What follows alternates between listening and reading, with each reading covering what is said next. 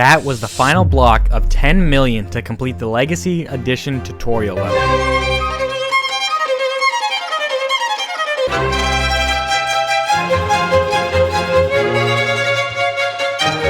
But to start the journey, we need to go back about 2 months. I wanted to build the tutorial level in survival Minecraft, but I wasn't just gonna start placing blocks randomly. I needed a plan. Here is the creative world, and I'm gonna use world edit just to grab the center island, because building all of this wouldn't be possible. But I also have to use world edit to make this fit in with the terrain of the ocean floor. And this is a Lagmatica schematic with the 10 million block structure. But not only do I have to place the blocks, I have to gather them too. I wasn't going to just gather blocks in the wild, but I needed to create numerous farms to complete the build. The most abundant block in the schematic was stone, and thanks to Lagmatica material list, I knew exactly how many blocks I'd need. Wait, 6 million stone? For scale, that's this many chests, and they're all completely full of stone. So I guess I'm gonna start collecting materials.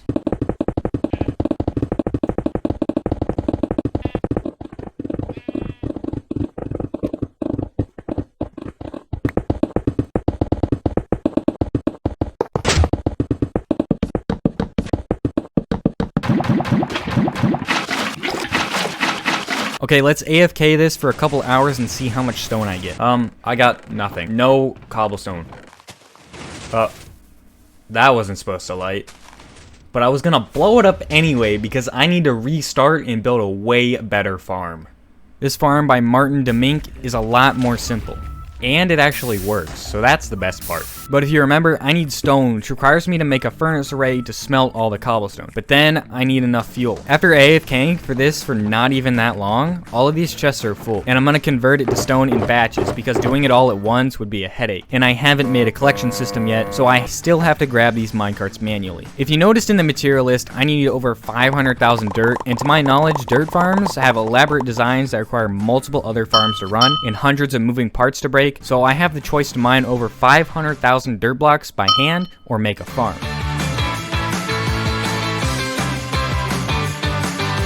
Yeah, I'm building the farm. Let me grab the materials.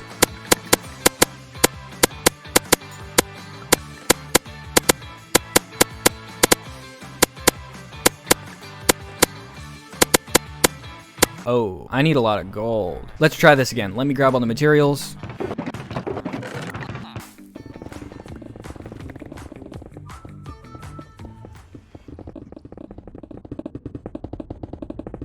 Alright, this gold farm is done, and look how insane this thing is. After building 2 other farms just to get the materials to build this one, I can start building this farm. And I think I'm gonna put it right here.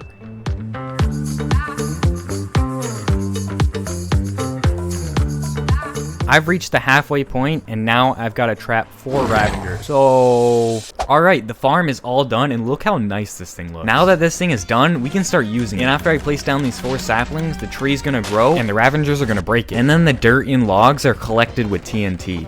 Some free leads spawned in. This farm is also going to supply me with tons of wood, so I get a little extra benefit for spending an entire day building this farm. But between the 450,000 sand and the 100,000 grass, I'm gonna have to manually mine blocks because there's no way to possibly farm these items. Next on the list is gravel, and I can farm that, believe it or not. With the bartering farm and the gold farm I just built, I should have this 80k gravel in no time. Next is building a tree farm just for the saplings. And that concludes the blocks required to build the main island structure. But I haven't been completely honest with you. If you had a keen eye, you'd notice that I need a bunch of ores along with the main block. And this should tell you the schematic included blocks that would be inside the main island. But I'm just building the outer shell. And the material list included the blocks in the inside, so most of the blocks I wouldn't even be placing. But for now, I'm gonna place down the blocks I have.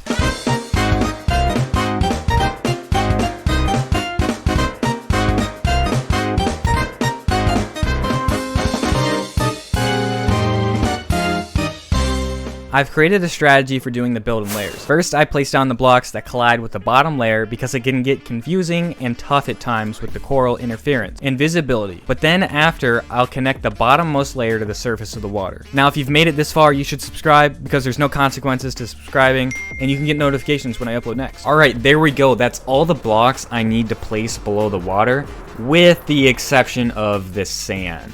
I need to place in all this sand, and I haven't done it yet because it's gonna be a pain. Everything down to the 2 stone diamond ore to the spider cave you probably never knew about is all going to be exact to the original build. However, this brings about some problems. While I could just leave these diamond ore out or change the diamond blocks for cyan concrete, I'd be lying to myself saying that I recreated the tutorial level and faked a bunch of detail. There's a lot of sand in the foundation of the island, and sand being a gravity block requires support, making this build even more tedious. But there's one problem that may arise. Although it's slow to swim around the water, it's great for mobility. I can move freely in all 3 degrees, but when I get above the surface, this is not the case. It is going to get increasingly more difficult to build this island. To place down the sand, being a gravity block and all I have to do is place a layer of sand and then support it from the back before you can repeat. This is gonna get old fast.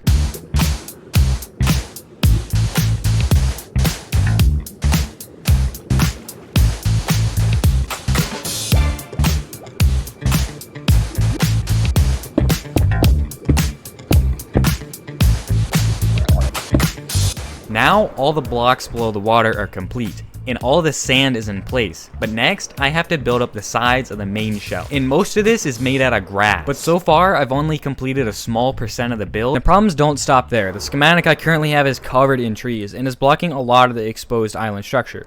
So I can't place down the grass because the leaves are all in the way. So I can get rid of these trees in the schematic and just use saplings to grow the trees once I have all the grass down. But I don't actually have any grass, so...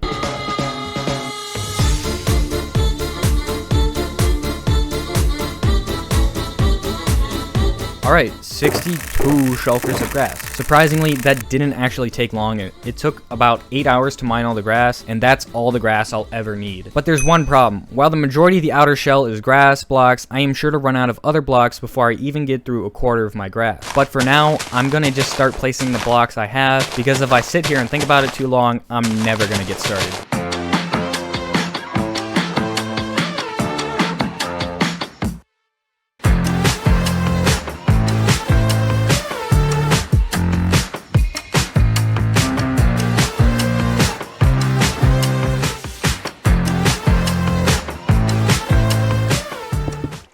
And that was the last of my stone. Let me mine these shulkers and refill them. Finally, I finished placing the blocks for the outside shell. And while this was a monumental moment and I should have been awarded myself with a celebration, I immediately kept finding issues in the shell. Oh my gosh, what is that? What is happening? Oh my gosh, they're everywhere, bro. Oh, that one's huge. Why? That wall too? Oh my gosh, that one's huge. I've just spent 2 hours fixing holes in the side of this island. Dude, I think it's the Enderman. They're just tearing apart all my work. However, when the shell was built, it didn't look too great. It just looked like a blocky mountain and didn't look too natural. So next, I needed to grow a forest on the island and place down the trees which I previously trimmed off the top. And to do this, I'm gonna need to gather a lot of saplings. So I built this tree farm. Everywhere there's a tree, I'm just gonna place down some saplings and oh, that one grew right away. And while I'm doing this, I'm gonna spread around some bone meal where there's grass patches in the schematic.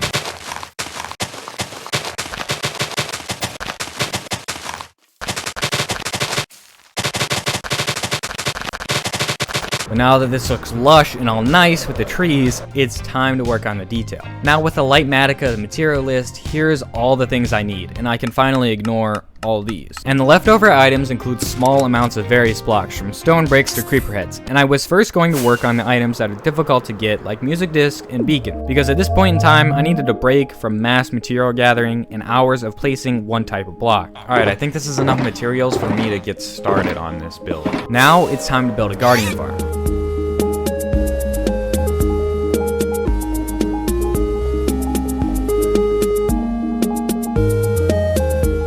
And this ink farm for dark prismarine. Along with the other abundant blocks, I can start working on the spawn tutorial area. If you've never played the tutorial level before, you should know the idea behind how it was built. When you first spawn in this part is where the game teaches you the controls and shows you how to get started in the game. Okay, I'm watching back the footage. Watch this. Look at him! Look at him! I caught him red-handed! It is the Enderman! Oh my gosh, I'm so mad! Next, I can build the farm and villager section. And later, we're actually gonna put mobs in here. The world was built so after you build a house and fully explore the area, you technically completed the tutorial. But now you can move on and are presented with a farming area shortly followed by a small villager section.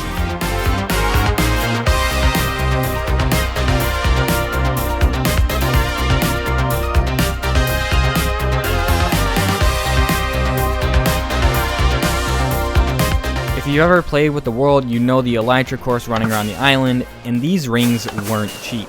Each ring is made from rare resources like diamond blocks, but you should know by now I prefer a farm over manual labor, except you can't farm diamonds. So instead, I built this tunnel bore machine, which is also very expensive, but efficient to use. With this machine, I'm capable of mining 2 stacks of diamonds per hour, only at the small cost of 128 ancient debris.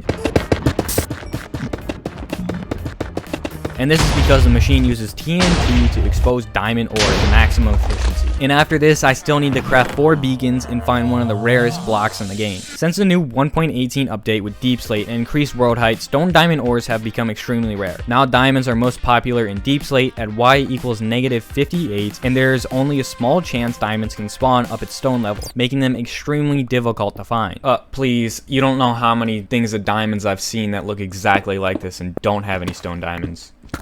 Oh, thank God. And there's 2 of them, just enough. Now I'm going to move on to the statues and other decorations outside the middle epicenter. These statues are surrounding the island are of mobs, and some are tucked underground, and some are built in the walls of the island, but not one of them will be overlooked. This is the creeper that goes in the front. And now I'm building up a chicken jockey, and I'm using Lightmatica's layers to do it.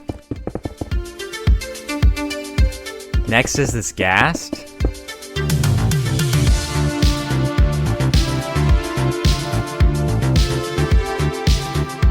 Oh, on this skeleton, there's a ladder on the back, and you can go inside. Next, I'm gonna go around the island main shell and place in everything like this village or this watchtower over here. Boom, there we go. That took way too long. And this village over here is all in place. Even the insides of the buildings are furnished. Nice floor and a potted plant. This village over here is in place, and all the caves are even furnished. Well, next, I don't have anything to do besides the middle section, so it's next. The middle section where there are multiple stations in a circle showing the player redstone, tridents, elytras, brewing stands, and conduits. In the center, there are a few things you'd never discover without outside education, like the banner station. And now it looks complete, but there's a ton of item frames around requiring me to gather elytras, tridents, and this rare creeper banner that I need a creeper head for. Alright, the first thing on the list is elytras, and I have 1. Next, I need 6 tridents, so I built this drown farm, and after a couple hours, I'll never need tridents ever again. I was actually in the middle of placing blocks, but it's thunderstorming and I have to take this opportunity. Okay, please drop creeper head. Oh, half a heart. I think it did. And now I can spend my creeper head on this funny looking banner. And I need to craft this orange banner, this blue banner, and a couple other banners too. And they all go down right here. Oh, that's not the right banner. It's fine, nobody will notice. And this pink one, I tried my best, okay? I'm not a banner artist.